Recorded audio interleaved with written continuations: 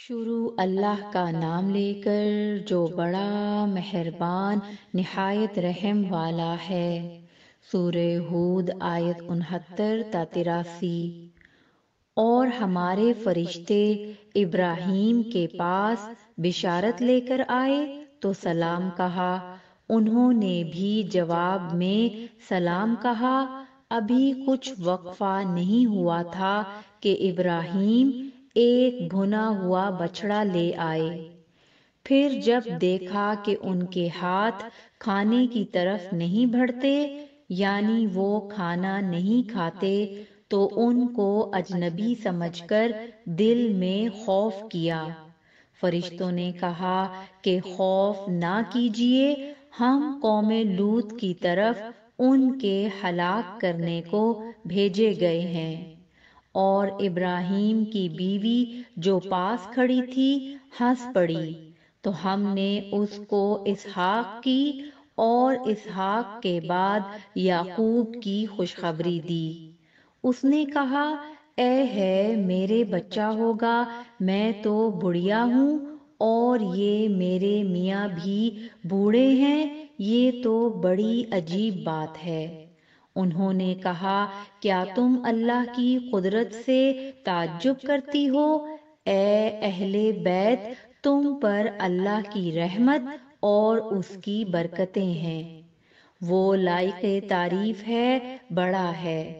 پھر جب ابراہیم سے خوف جاتا رہا اور ان کو خوشخبری بھی مل گئی، تو قوم لوط کے بارے میں لگے ہم سے بحث کرنے۔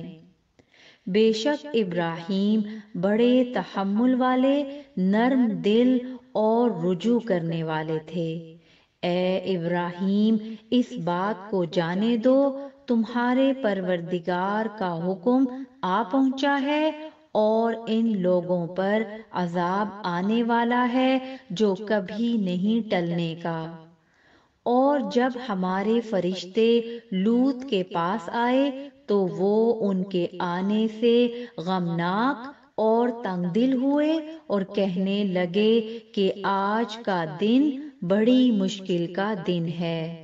اور لوط کی قوم کے لوگ ان کے پاس بے تحاشا دوڑتے ہوئے آئے، اور یہ لوگ پہلے ہی سے انتہائی بیہودہ حرکتیں کیا کرتے تھے۔ لوط نے کہا کہ اے بھائیو، یہ جو میری قوم کی لڑکیاں ہیں، یہ تمہارے لیے جائز اور پاک ہیں، تو اللہ سے ڈرو اور میرے مہمانوں کے بارے میں مجھے بے آبرو نہ کرو۔ کیا تم میں کوئی بھی شائستہ آدمی نہیں؟ وہ بولے، تم کو معلوم ہے کہ تمہاری ان بیٹیوں کی ہمیں کچھ حاجت نہیں، اور جو ہماری غرض ہے اسے تم خوب جانتے ہو۔ لوط نے کہا، اے کاش مجھ میں تمہارے مقابلے کی طاقت ہوتی، یا میں کسی مضبوط قلعے میں پناہ لے لیتا۔